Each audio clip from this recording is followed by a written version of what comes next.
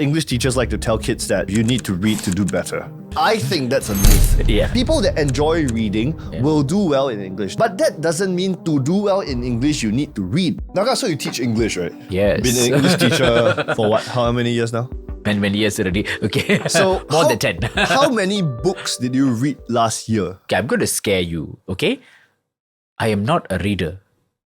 Okay, we need to reconsider this. We need to take this offline. I'll take it offline. But okay, I mean, go on. Yeah, No, I'm I'm not a reader. Okay, basically what happened was, let me just tell you. Primary school, I was in primary school. I was not good in English. I was better in my mother tongue. You're just digging your own grave. I know. Yeah. My employment at stake. But anyway, being English. So the basic thing is that I was not good at English. I was better at mother tongue. So when I write, I used to think in my mother tongue, Tamil, and then write in English. It's called transliteration. Yeah. I don't know if there's a term for it. Yeah, I used to do it. And I see a lot of students doing it nowadays when I mark their work. So I can feel them. Yeah, so that's the primary school process. So, but I still did okay for English, right? And then I went to secondary school. I realized that it's not going to work anymore because language was getting more complex. How they test language was also getting more complex. So I thought, okay, I need to figure this out. So what teachers usually say, or tutors say, English tutors, they'll say, read more. But I started reading, but I just cannot get it done properly. That means I wouldn't be able to finish a book. I couldn't keep myself engaged in reading. So I said, okay, this is not going to work for me. What to do next? So what I did was, I don't know, somehow I ended up listening to BBC News. I realized that I started to speak better English because I kept hearing it. So I thought, I can speak. So speaking better English, I ended up writing also better English. So my grammar improved because I kept asking myself, is it grammatically correct? Or it doesn't sound like how BBC sounds like and all that. So that's how I improved my English, if you want to know. That's good to know that you improved. I improved. That's so that's why I am an English teacher today. Yeah, but not through, I wouldn't totally say I don't give credit to reading at all. Reading part of it, but it's just that my personality or how my learning style is. Reading, just not for me. Yeah, I do very purposeful reading. That means if I need to read for something, to find out about something, I will read, but not for leisure. You mentioned one thing which is, I would say, an overused trope. I don't know if I'm using it the right way, but that English teachers like to tell kids that, you need to read to do better. Okay. Yeah. And, well, first of all, I like to read. Yeah. But even I think that's a myth. Yeah, okay. I don't believe that, or rather, I think the whole idea that you need to read more to be better at English needs a footnote. Yeah. There's a caveat. There's a very, very big caveat here.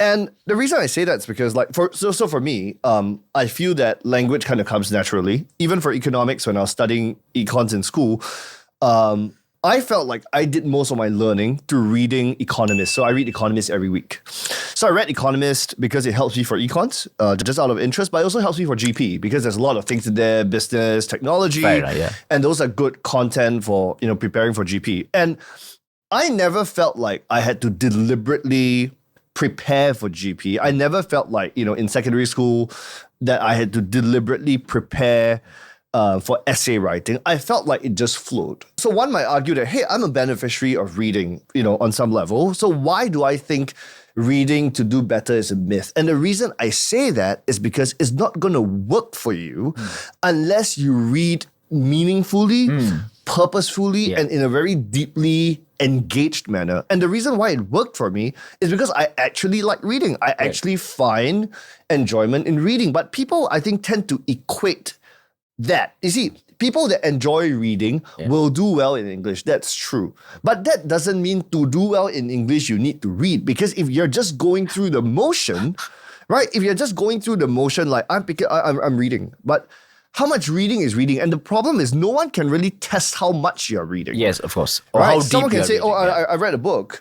And you might say, ask that person question, but it doesn't really work like that, right? You just got to be very honest with yourself when you read. And it's very hard to inculcate that in a child unless you start really early and there's a constant environment of reading. So, I mean, it just kind of fell in place like that. But both my wife and I like to read. Okay. So we tried to get the kids reading right from the start. And it seems to be going okay. But I recognize that if my kid, like for example, my second one, I don't know, he doesn't feel like he likes to read as much as the first, right?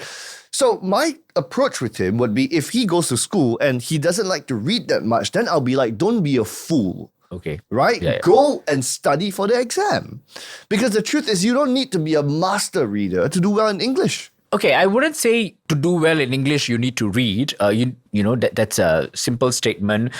As most of my teachers, when my parents asked them how to improve my English in my early years, they said read more. Then my mom will ask, read what? But I think that's a simplistic suggestion. Yeah, and I think issue. teachers get away with saying that. So I was very determined when I became an English teacher to never say it to any kid who's weak in English. To say, tell the parent, when the parent asks you what's the solution to improving English, read more or read newspapers, read these books and subscribe books to them to read. Yeah. Because it's not an overnight solution for you. Because if you're coming in at primary 5 and then you're weak in English, your grammar is not there yet, just reading like that wouldn't improve it immediately. Yeah. So I think reading, it's like pattern recognition. Yeah. What do I mean by that? Basically, I didn't do well in English earlier because reading was not put into my system in my early years. You see, my son is 5. I think 3 years old already. He was. We already brought him to the library, opened the books, put it in front of him, read to him. You read to him first, and then now he's reading himself. So I think at 5. At 5, he can read. Yeah, he can open a book and read himself already. Read to himself. So that's good, right? And then at that age, you've already put in a sentence into his mind. You've put in good grammar into his mind. So then when he's going to write in primary school or reading in primary school, the mind would be able to recognize the pattern already. Yeah. It's already there. Yeah. So I wouldn't say it's too late to read when you're a bit older to improve your grammar in English. Don't get me wrong. Yeah. But I think it wouldn't be effective as fast as what it's done if it's done earlier. I think you have a lot of good points here. So I'll start from the first one I can remember, which is the idea of pattern recognition. Because my memory, it was a long time ago, but my memory of doing like primary school English, the memory might be wrong, but let's just assume I'm right. Okay. My memory is that I felt like a lot of times for me, when I answer like multiple choice or comprehension close or grammar close or whatnot, I felt like a lot of it was by instinct. I felt like, so for primary school for me was a lot of Enid Blyton and Nancy Drew and Roald Dahl. So I think I basically read all the Nancy Drew in the school library or something. Okay. And that was purely out of interest because I like the mystery, right? I wasn't like, hey, I want to get A star for English. It was just I read and then it just comes out. And you're right in the sense that it's pattern recognition because it's probably not right for us to say this, but if it feels correct and you got good grounding, that's the caveat, right? If you're a voracious reader and the English sentence feels right, you are more likely to be right. Correct. But if you're not a reader, what feels right may not be right because it might just be Singlish and then you think it's correct, right? So the pattern recognition part's true. Yes. And that brings me to the other point, which is that you need to start early, not like 3 years old early necessarily, but I think your P5 story really strikes a chord because if you're at primary 5 and your compo writing is an AL6, reading is not going to save you. Yeah, of course. Right? That's like too roundabout away. But if you want to put your kids in a strong position by the time they get to primary 5, then you start getting them to read early. But even then, if you read for the first four years, P1 to 4, and then you're not doing well in P5, then that means don't stop thinking about the reading, right? Do something else, right? Work backwards, learn techniques because it is a standardized test. No one's trying to, make you be the next J.K. Rowling, right? The idea is write a good, simple composition about, the pictures that they give you, right? In PSLE. So just study for the exam, right? Learn the essay structure, learn the words, the phrases, the sentence structure, rather than doing it a roundabout way. Because what you're really trying to do when you read is, Roald Dahl has this way of writing, you want to try to mimic it. Yeah, correct. Right? If you don't have time for that, then just go straight and study for the exam. Yeah. That means do exactly what the exam is being tested for. Yeah, because I think sometimes using reading as a tool to improve your grammar and your content or your writing story ideas and all that would be actually, as you said, roundabout. Too late sometimes. It wouldn't be, I wouldn't say stop it. Don't even try it, but don't put too much hope into it. Just by reading at in January would make you improve your English in June. It wouldn't do it that way. But I think, as I said, if you start early, reading is a very good tool to improve your English, have a good command of the grammar, and write better. Basically, that's as simple as that. But if not, I think what brings me to the next point is that reading might not be the only way, and how you read also is another thing. Like sometimes I tend to give alternative solution. Like I said, as a teacher, I never tell my weak English students to go and read, or I never tell the parents That's just too read. broad a stroke, right? And then I think it just teaches easy way out. Sorry, teachers, but sometimes I just would like to say, not like, how can my son improve I do English? agree. It's like, how do I be healthier? Go and exercise. Like, who doesn't know that? But like, you need a 5-step plan, right? You need a 5-step plan. You need a 10-step plan. You need some like details. Yeah. So a lot of teachers sometimes, I think, just say it like that. And I think parents also, they don't, think wisely sometimes. They just take it and they say, okay, read. And then they go and ask them to borrow books or buy newspapers, subscribe to them, and then just put it in front of the kid. But how the kid is supposed to do it when you have not even taught them the whole process, or never even didn't even make it into a habit from young. So I think what I did was, in the beginning, I think news on TV, since I was a TV person, right? So news on TV didn't have subtitles. Exactly. So just sidetrack a bit. Before I talk about the news on TV, I used to watch Channel 8. I used to watch Channel 8, like a 9 o'clock show, right? Channel 8, 9 o'clock Chinese dramas. And then... you can speak Mandarin. Because it's a direct translation, right? They have subtitles. English subtitles. So actually, when you read the subtitles and you listen to their Chinese, it immediately translates for you. Correct? The words one-to-one. Kind of, right? Kind of. I mean, hooray to all the subtitleists. That's why we know never to talk bad about you in Chinese. Don't. I would understand.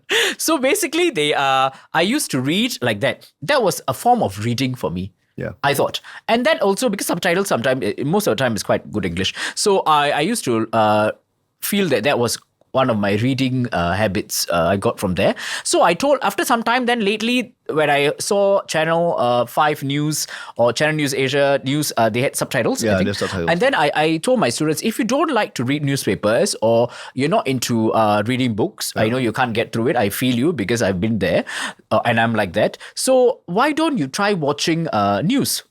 Just turn on the TV at 9. I told the parents also, let them watch the TV, ask them to watch the news. And this is not even translation, because Channel 5 is in English and it's exactly what the newscaster is reading. It has been, it's shown on TV. So you're actually having audio and visual at the same time. So I thought it would help. And I think some of my students say, it's not so bad. And then you keep hearing good English. I think it goes into the system. The pattern recognition again. After some time, they feel that, I can sort of sense what's good grammar. I can decipher what's a grammar mistake from what's not. So I think reading is, yes, of course, is good. There is no doubts about it. Everybody has to read to have good grammar and all that. But don't use it as a last minute solution to have fast results. It will take time. If you start early, you're lucky. If you like it, that means you're not like me. You like reading, you enjoy reading. It's good for you. But if you don't, I think there's other ways to do it. As technology has gone around now, got audiobooks. People listen to audiobooks and all that. So you just listen to it. Again, it's pattern recognition again. I would say it's more about learning styles. There are people who learn through reading. There are people who learn through watching. People who learn through hearing. So I think if your learning style is different, don't force it. Read for the purpose of reading, maybe to find out something and all that. But don't force yourself to learn English through reading if you can't. I think I see it as a pyramid of sorts, right? Which is, I think the undisputed pinnacle is reading books, if you like it. And I would say anyone that wants to read books should pick genres that they like. Because I started in NC Drew, there was nothing spectacular about its use of language, but the story was captivating. And I think that helps you to be a good storyteller as well when you're writing composition. I used to wrote down short stories because some of the full ones like Matilda is quite long. Yeah, it's long. So Rodal had a slightly older like teenage series where he do short stories, maybe 20, 30 pages. I think those were good. I really like those because they're bite-sized. Yeah. So I think finding the right books that you like helps. Again, cannot be last minute, but Of course. if you want to read, then it makes sense to just read what you like first. There's no such thing as bad books per se. You learn something regardless of... Yeah. I mean, badly written books don't really get published, right? So... Fair enough. Yeah, Yeah. there are better books, of Yeah. course. But I mean, just read whatever you like. And one thing I would say also is that don't feel like you have to get through the whole thing. I think there's this obsession over like, oh, I start a book, I have to finish it. Like, why? Who set that rule? I had that fear. I felt like a failure who when I set can't that finish a rule? book. As an adult, like Yeah. sometimes I'll read like maybe 200-300 pages in. Like I read this Winston Churchill book out of curiosity, right, for fun. I wanted to mix things around because I kept reading like business books and econs books and so on. So I read this Churchill book. I didn't finish it. I read 75% of it, and I was like, it's too dry. The English is too boring, right?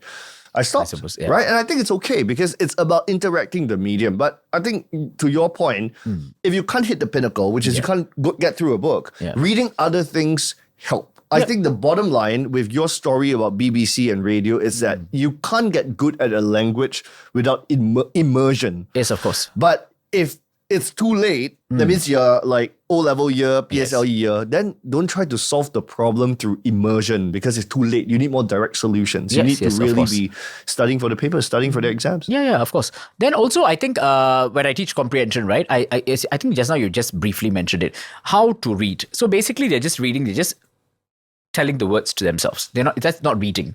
You know what I mean? Because you know why? Because after they do that, my students who are weak in English, it comes to the question, it's a very direct question, it just tells you, like, asks you a very basic thing. They can't answer because nothing has registered. So that's very important. How do you read? How to read, you must really teach the kids. So sometimes when we do the comprehension and all that, we actually analyze, we stop. And I realized I actually do that with my son when I'm reading, when I started teaching with him, right? That's so like teaching occupational hazard. Maybe. So when I read a sentence, I will ask him, how is the example like? How is this elephant feeling? Yeah. When what's he doing? Yeah. So when you keep asking questions, that's how you teach them how to read. So same, I translate in the classroom. When I'm doing the comprehension, I realize if you actually do a transcript of what I teach in class, right, you realize I've got a lot of in-between questions when I'm reading the passage. I ask them, I answer them. Yeah. So I think that's how I teach reading to my students in class. So if you can do that earlier, it will really help. Yep. But if it's later, I think with that, you must also teach techniques, of course, to answer questions in exam so that will help. Yeah. So reading is good, but I wouldn't say it's a overnight solution for good English. Yeah.